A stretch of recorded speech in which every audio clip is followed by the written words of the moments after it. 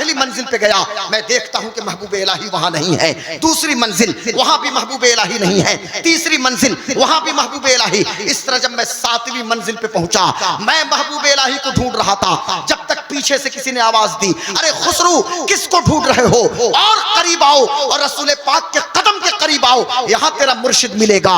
जब करीब गए तो मुस्तफा के कदमे नाज में सबसे पहले कोई जलवागर था। तो एक तरफ गौसे आजम बैठे थे, तो दूसरी तरफ महबूब इलाही निजामुद्दीन औलिया बैठे थे। पैगाम यहां से लेके जाएंगे। अभी पैगामात पर भी तो हमें अमल करना है। सिर्फ फजाइल फजाइल खूब धूम धड़ाका और इमोशनल ब्लैकमेल में करते हैं। सिर्फ समझाने के लिए मैंने बताया कि हुजूर की मजलिस लगती है। सूफिया फरमाते हैं, हजरत हरे भरे शाह से पूछो कि हमने मुराकबा किया, कहते हैं मैंने मुराकबा किया उसी दिल्ली की शाहजहानी जामा मस्जिद की सीढ़ियों पे, कि जहां हजरत सूफी सरमद शहीद लेटे हुए हैं, तो वहां पे हरे भरे शाह भी लेटे हुए हैं। कहते हैं कि मैंने मुराकबा किया तो मैंने रसूल पाक की मजलिस में मैंने औरंगजेब को देखा। औरंगजेब को मैंने देखा था रसूल पाक सल्लल्लाहु अलैहि वसल्लम की मजलिस में, उस रूहानी मजलिस में, यानी मजलिस लगती है। लेकिन सुनिए, औरंगजेब आलमगीर का कारनामा मैं आपके सामने पेश कर रहा हूं। आज लोग चाहते हैं सत्ता के सिंहासन पे कोई बैठता है तो सोचता है कि सिर्फ नाम बदल दो, नाम बदल दो। औरंगजेब के नाम का रोड है, उस नाम को भी चेंज कर दो, क्योंकि दुनिया को पता है कि आज भी औरंगजेब आलमगीर किसी के ख्वाब में आ जाए ना तो फिर उसकी नींद हराम हो जाती है साहब। दुनिया को भी पता है। वही वजह थी कि बंगाल के गवर्नर उस जमाने का और viceroy of India Lord Curzon ने जब मलका विक्टोरिया को खत लिखा था, तो मलका विक्टोरिया को उन्होंने लिखा था कि मलका साहिबा, भारत में 2 कब्रों की हुकूमत है। एक कब्र सुल्तानुल हिंद ख्वाजा मोइनुद्दीन चिश्ती की है और दूसरी कब्र महाराष्ट्र के औरंगाबाद के खुल्दाबाद में औरंगजेब आलमगीर की कब्र है। मैं कहता हूं कर्जन साहब किबला, ये आपकी अपनी फिक्र है। औरंगजेब आलमगीर तो सुल्तानुल हिंद के कदमों के जर्रात है। सुल्तानुल हिंद हजरत ख्वाजा गरीब नवाज के गुलामों के गुलाम औरंगजेब आलमगीर हैं। इस मुल्क में हुकूमत तो सिर्फ सुल्तानुल हिंद की है। हाँ, उनके फैजाने नजर से औरंगजेब भी हुकूमत करके चले गए, उनकी निगाह करम से और भी जो बादशाह हुकूमत करके गए, यानी हुकूमत तो सिर्फ सुल्तानुल हिंद की है। और मैं सीना ठोक के डंके की चोट पे एक पैगाम आपको दे रहा हूं कि मुसलमानों, तुम्हें घबराने की जरूरत नहीं है। गरीब नवाज को ख्वाजा मोइनुद्दीन चिश्ती पब्लिक के मैंडेट से 5 साल के लिए विधायक या 5 साल के लिए एमपी नहीं बने हैं, या 10 साल और 15 साल के लिए ये एमएलए एमपी या प्राइम मिनिस्टर की गद्दी नहीं मिली है। अरे गरीब, सुनो, गरीब नवाज को गौतम अडानी और मुकेश अंबानी ने इस मुल्क का सुल्तान नहीं बनाया है, बल्कि सुल्तान कौनैन मोहम्मदुर रसूलुल्लाह ने उन्हें सुल्तानुल हिंद बना के भेजा है। बहुत अच्छा। जब मैं जोश में आऊं तो थोड़ा सा माइक भी साथ देना चाहिए। सुल्तानुल हिंद अताए रसूल नाइबुन नबी। अब औरंगजेब आलमगीर जरा सुनिएगा। आज चौधरी कहता है कि मौलाना तुम्हारी हैसियत क्या है। मैं आप मदरसे के तालिब इल्म है, तुम्हारी औकात और तुम्हारी हैसियत क्या है। लेकिन जरा सुनना, गौर से सुनिएगा मेरी कौम के लोगों, आप कितने हैं मेरे सामने, मुझे उससे कोई बहस नहीं है। आप इधर मेरी तरफ देखिए। जब मैंने इनसे कहा था इमाम साहब किबला से, इन्होंने मेरे सर पे इमामा बांधा। मैंने कहा सुकून से बांधिए, पब्लिक प्रेशर में मत आइए कि जल्दी स्टेज पे चलिए, जल्दी स्टेज पे चलिए। आप सुकून से बांधते तो और खूबसूरत होता। मैं अर्ज़ कर रहा था मेरे दोस्तों, हजरत औरंगजेब आलमगीर हैं, शाहजहानी मस्जिद की सीढ़ियों से नीचे उतर रहे हैं। दुनिया ने अपने माथे की निगाहों से देखा। बेटा गौर से सुनिएगा प्लीज, जो जहां है हो सके तो इसे रिकॉर्ड कीजिए। आज हम एक मदरसे के तालिब इल्म पर कमेंट कर देते हैं, एक आलिम दीन की तहकीर कर देते हैं, लेकिन दुनिया ने अपने माथे की निगाहों से देखा कि औरंगजेब जैसा बतले जलील जब मस्जिद की सीढ़ियों से नीचे उतर रहा है, एक आलिम दीन है जिनका नाम हजरत अल्लामा अहमद जीवन रहमतुल्लाह अलैह है। ये हमारे उलमा जानते होंगे कि जो तफसीरात अहमदिया के मुसन्निफ हैं,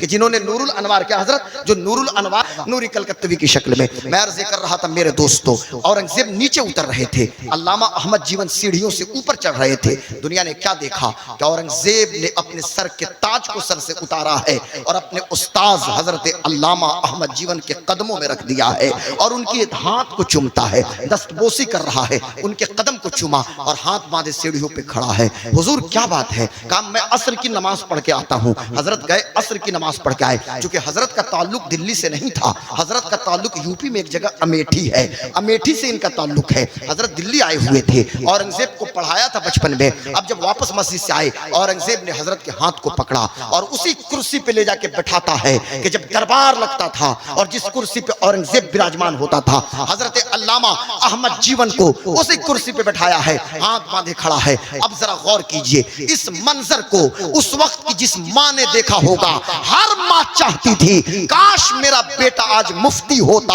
औरंगजेब जैसा बादशाह दस्तबोसी करता, काश काश मेरा बेटा मौलाना होता, औरंगजेब आके कदम बोसी करता। काश मेरा बेटा फकीह होता, काश मेरा बेटा हाफिज कुरान होता, औरंगजेब आके हाथ चूमते। औरंगजेब के नक्शे कदम पे चलिए, सुनिए, औरंगजेब के दिल में ये जज्बा एहतराम आया तो कहां से आया? औरंगजेब के दिल में ये जज्बा आया तो कहां से आया कि अपने आलिम दीन का एहतराम करो, आलिम दीन की दस्तबोसी करो। जानते हो लोगों, वजह ये थी कि औरंगजेब की तरबियत भी एक नक्शबंदी बुजुर्ग ने की थी। खानकाह नक्शबंदिया में औरंगजेब की तरबियत हो रही है और जिसके नतीजे में औरंगजेब आलमगीर को बता दिया गया था कि रिस्क हलाल के जरिए ही तुम्हें अपने खाने पीने का इंतजाम करना है। आज लोग सत्ता के सिंहासन पे बैठ जाएं, पूरी दुनिया की सैर करते रहें और हालत ये ऐसा है मुल्क का खजाना खाली हो जाए। लेकिन आज जिस बादशाह को तुम बुरा भला कहते हो, मैं तुम्हें बताता हूं, सिर्फ 2 राइटर का नाम लेता हूं। एक है प्रोफेसर BN पांडे, विशंभर नाथ पांडे। विशंभर नाथ पांडे शमीम भाई ये मुसलमान नहीं है, ये प्रोफेसर BN पांडे एक हिंदू हैं और ब्राह्मण हैं, पंडित हैं। इनकी 2-3 नहीं 4 किताबें हैं, उससे ज्यादा हैं जो इन्होंने औरंगजेब आलमगीर के ऊपर लिखा। और ये BN पांडे एक जमाने में अपर हाउस में थे, राज्यसभा में थे। ये प्रोफेसर विशंभर नाथ पांडे एक जमाने में उड़ीसा के गवर्नर थे, एक जमाने में हमारे बिहार के गवर्नर थे। और BN पांडे ने अपर हाउस में राज्यसभा में, ये रिकॉर्ड पे बात है, हवा हवाई कहानी नहीं सुना रहा, ये रिकॉर्ड पे मेरे पास भी बात है। पार्लियामेंट में ये पार्लियामेंटियन थे, अपर हाउस के अंदर रिकॉर्ड पे ये बात मौजूद है। जिस दौर में उस वक्त के प्राइम मिनिस्टर ने कहा था कि औरंगजेब का नाम इतिहास से निकाल दिया जाए, तो प्रोफेसर विशंभर नाथ पांडे ने कहा था, प्रोफेसर BN पांडे ने कहा था कि सुनो, आप क्या निकाल सकते हो?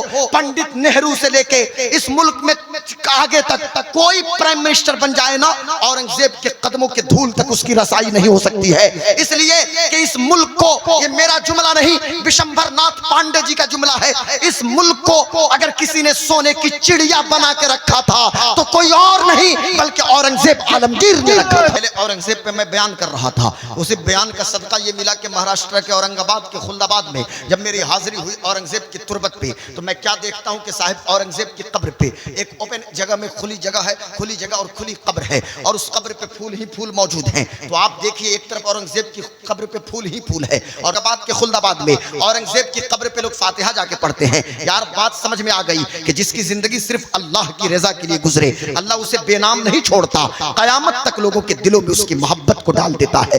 विशंभर नाथ पांडे राज्यसभा में औरंगजेब को कोट कर रहे हैं। ये कौन है?